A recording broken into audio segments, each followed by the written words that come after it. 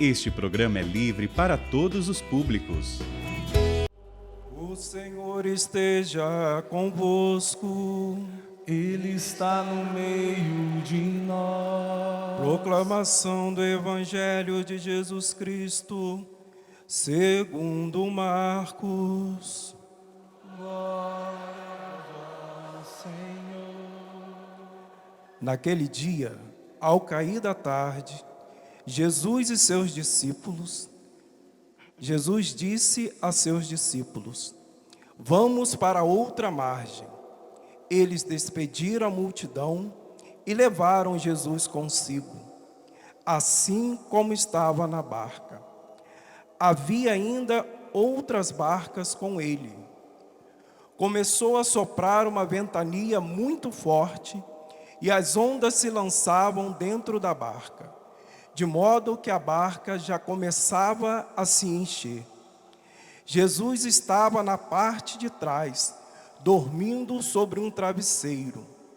Os discípulos o acordaram e disseram: Mestre, estamos perecendo e tu não te importas? Ele se levantou e ordenou ao vento e ao mar: silêncio, cala-te. O vento cessou e houve uma grande calmaria. Então Jesus perguntou aos seus discípulos: por que sois tão medrosos? Ainda não tendes fé? Eles sentiram um grande medo e diziam uns aos outros: quem é esse a quem até o vento e o mar obedecem? Palavra da salvação. Glória a vós, Senhor.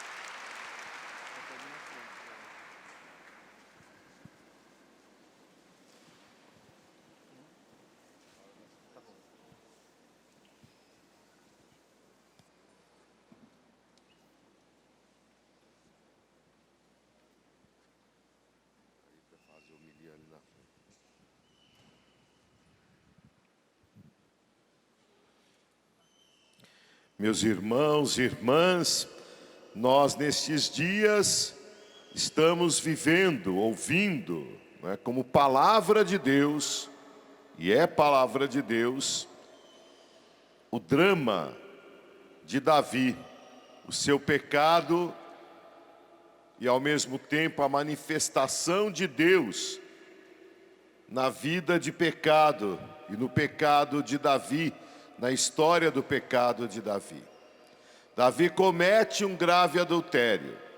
E além de cometer o grave adultério, o pecado do adultério que já é grave por si, para cobrir o seu pecado, ele faz com que o marido da mulher com quem ele adulterou seja morto numa batalha, depois de tentar de várias vezes disfarçar essa história. Claro, nós ouvimos essa palavra ontem. A atitude de Davi, nós podemos muitas vezes encontrar na nossa própria vida. Quando nós entramos no pecado grave, no pecado, enfim, todo pecado que é morte, a nossa primeira tendência, a nossa primeira tentação, mesmo sabendo que é pecado, nós tentamos esconder, camuflar, disfarçar para nós mesmos, diante de Deus e muito mais diante dos outros.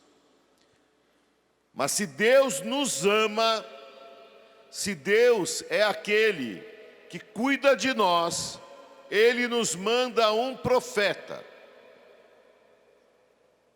para dizer: esse homem és tu. Porque é claro, quando nós escondemos o pecado, quando nós mentimos para camuflar o pecado, a primeira atitude que nós somos a primeira atitude que nós temos diante dos outros é a de sermos justiceiros.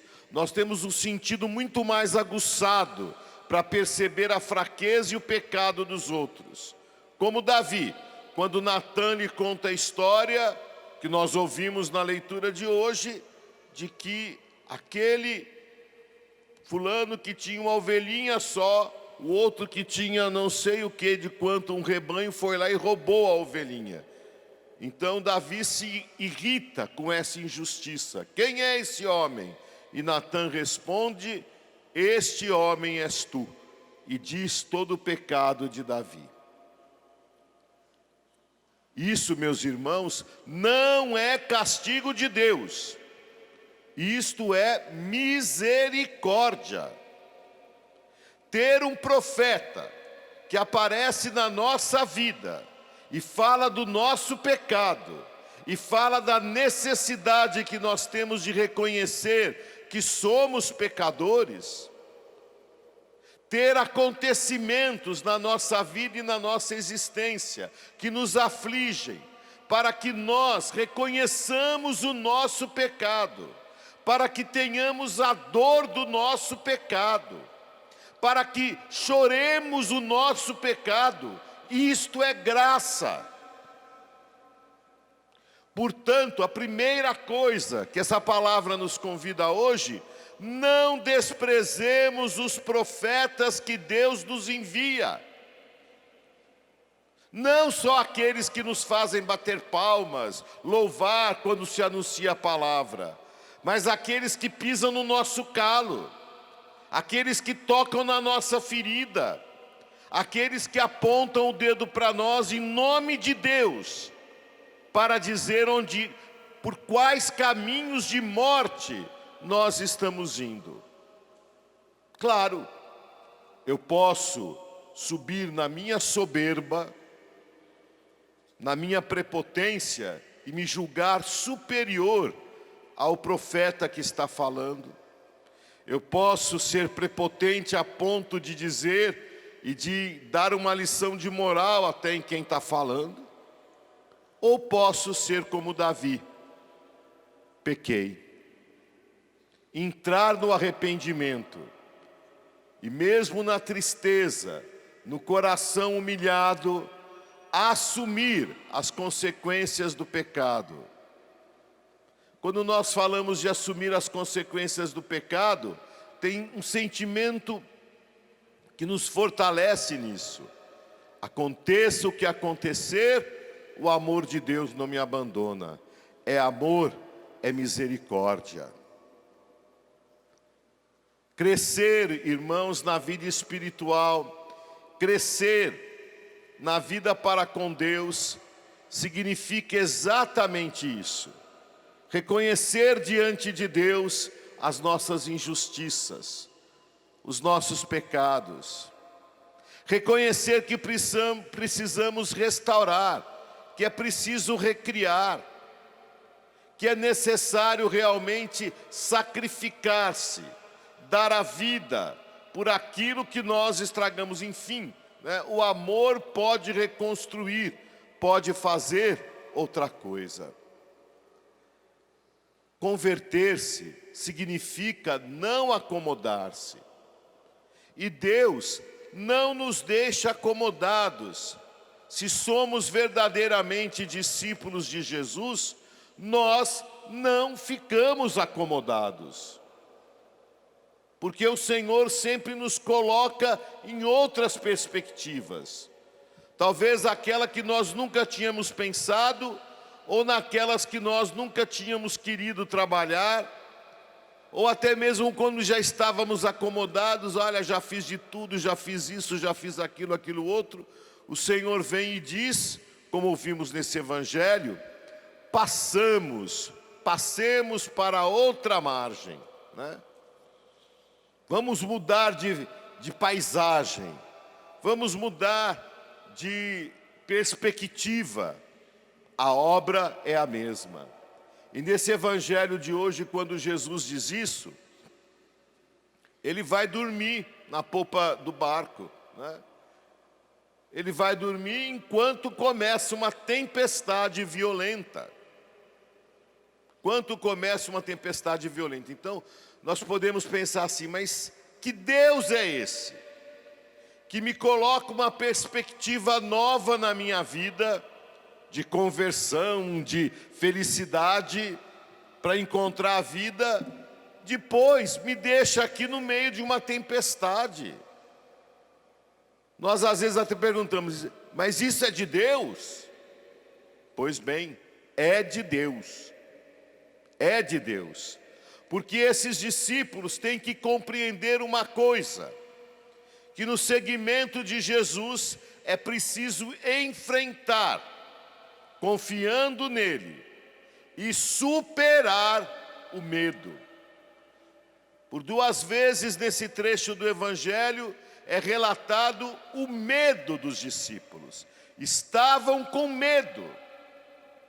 O medo que paralisa, o medo que não deixa agir, o medo que não permite buscar soluções, o medo que faz com que nos tornemos agressivos, né? Como um animal, o animal mais manso do mundo.